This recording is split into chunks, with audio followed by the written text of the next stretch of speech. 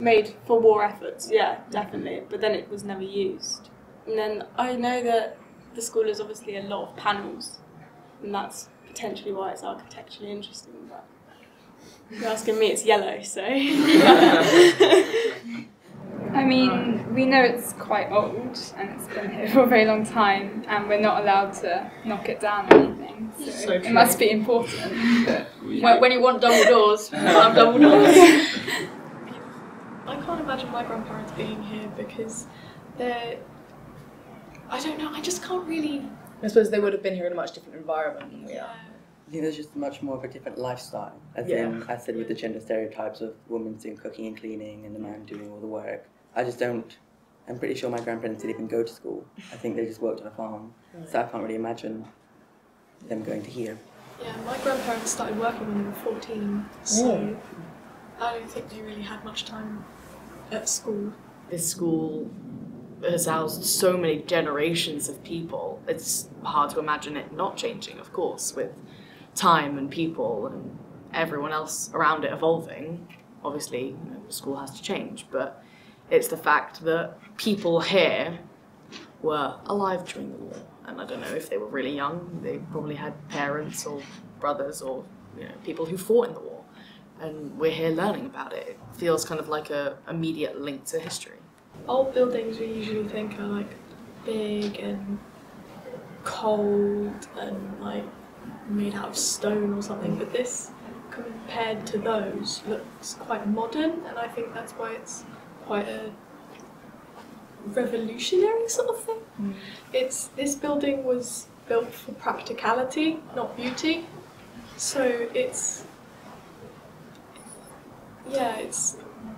more conventional than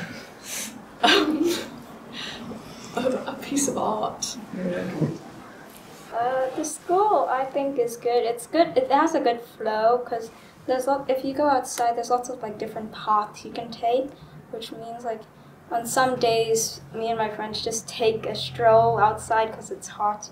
You go buy something and just talk. So the flow is really nice throughout the school.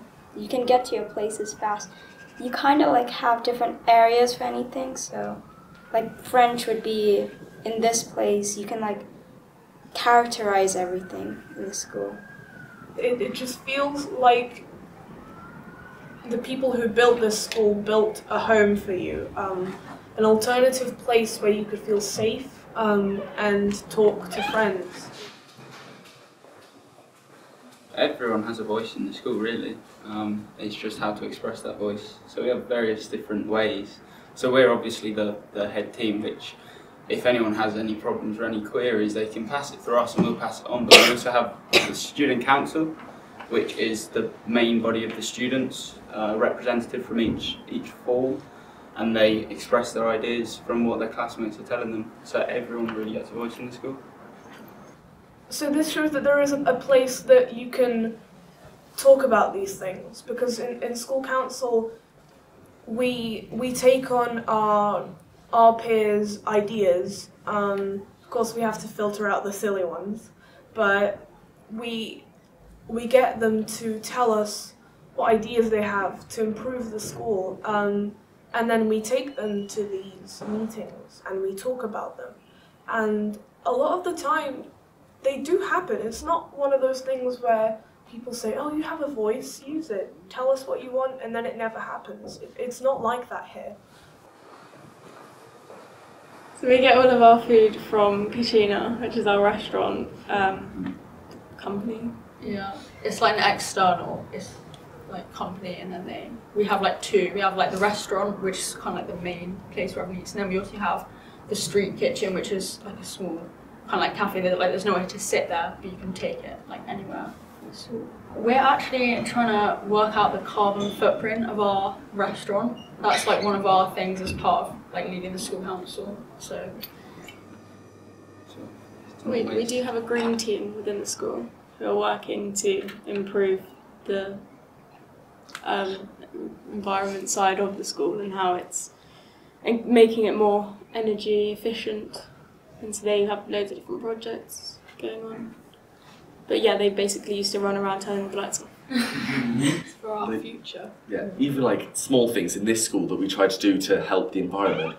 Like you're having trying to have different cladding put on, for instance, or that we're using, with Mr. Hudson, we were using an infrared camera, and we're trying to find out where heat is lost during the school, and you see it's actually in the windows, because they're you're losing so much heat, because they're single glazed windows.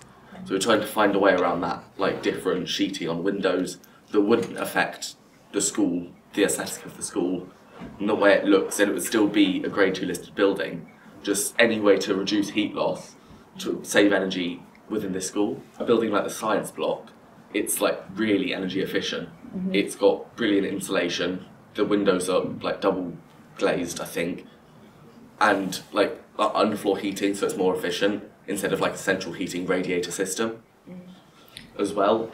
And you've got solar panels on top of the science block, and it's just far more energy efficient than something like this. And we're trying to see if we can, like in the new sixth form blocks and new blocks being built, seeing where we can save energy in those areas as well. It's just like a big weight, like the older generations didn't really have to think about energy and the environment and what effects it was having. You know, they didn't really have to worry about their environment dying and having to like go through the consequences. But it's a bit harder on us, like a weight, because it's our future. we have to think about that. It's us, and it's something we're going to have to live through. It's the way that we are changing. Yeah. I think each generation gets more and more woke and more understanding of kind of other people. I think obviously there have been some not as good things that have come with time, but as people, as a society, I think we're changing and for the better. But there are some people that just refuse to keep up with it. I suppose you see that in the school as well. Like we're now a fully mixed school. We've got like different people doing different things. Like I'm doing textiles, I'm in year 10, and I am a man. And there's people doing different subjects, like that would potentially be seen as like a more woman's role or a man's role. Feminine subject. We get it, and we're very heightened to the fact that it's something we're going to have to experience in the future. So, and this is with everything, with global warming, with sexism and racism and homophobia. We're kind of the first generation who has really gotten properly upset about it and has really realised what it means and what it's going to mean for our future. And now we're at that age where we're teenagers, young adults, entering society, and we have a voice. We have a voice now. The upper, like in sixth form and stuff, there's a lot more, in the classes there's a lot more debate, and you are asked for your opinion and you're asked to challenge if you don't agree with it, because that's how you can extend your learning and how you can kind of express yourself and learn how to express yourself. So I think it's important. I think it's definitely encouraged throughout the school to question what you're being learned, because how can you truly understand it if you're not questioning every aspect of it? If you just sit back and accept what somebody's telling you, then are you really going to learn it? Are you really going to understand it? Already do have like part-time jobs, and then there is a difference between a job and a career, definitely. But I do feel prepared, mostly because of my sixth form education, as opposed to my lower school, because I've been in this school since I was in year 7. But you don't just learn the curriculum, you learn how to become a person in a way. It sounds like a really weird thing to say, but you develop all of those skills alongside what you're learning in classrooms, and then in the sixth form you just fine-tune it to target whatever you want in life. So we look at applying to universities, and we look at how to behave in the workplace, and the whole idea of having a uniform is to prepare you for a workplace.